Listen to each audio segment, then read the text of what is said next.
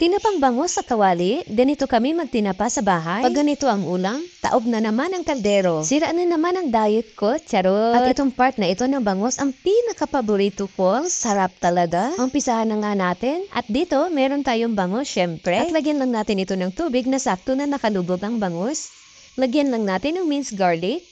At kalamansi, depende na sa inyo kung gusto nyo dagdagan o bawasan ang ating kalamansi at bawang.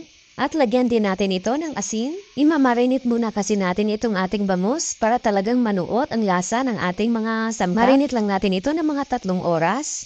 Matapos natin ito mamarinate, ilagay na natin ito dito sa kawali. At yung pinagbabara natin, yun din ang gagamitin natin dito na tubig. Lagyan lang natin ng 1 teaspoon ng turmeric powder. At lutuin lang natin ito ng mga 10 minutes.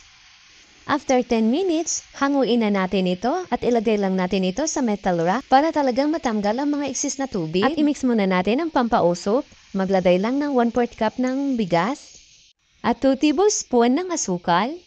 Lagyan rin natin ito ng 4 na tea bags. Nasubukan nyo na bang gawin itong tinapang bangus sa bahay? Ay pagkasarap-sarap naman talaga. I-mix-mix lang natin ito. Set aside muna natin.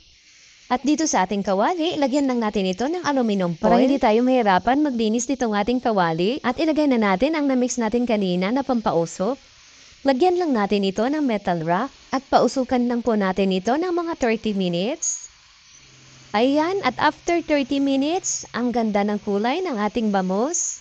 At para mas sumarap pa itong tinapang bangus natin, iprito muna natin ito. Maglagay lang ng mantika sa kawali. Once mainit na, ilagay na natin ang tinapang bangus. Hinati ko lang ito. Masyado kasing malaki, hindi magkasya sa kawali. Luto na itong tinapang bangus natin, kaya madali na lang ang pagprito natin dito. At kung umabot kayo sa puntong ito ng ating video, maaari po ba na pusuan nyo at i-share ang ating video? Malaking tulong na po yan para sa akin. Maraming salamat po. At ayan na, may masarap na tayong tinapang bangus sa kawali. Kainan na!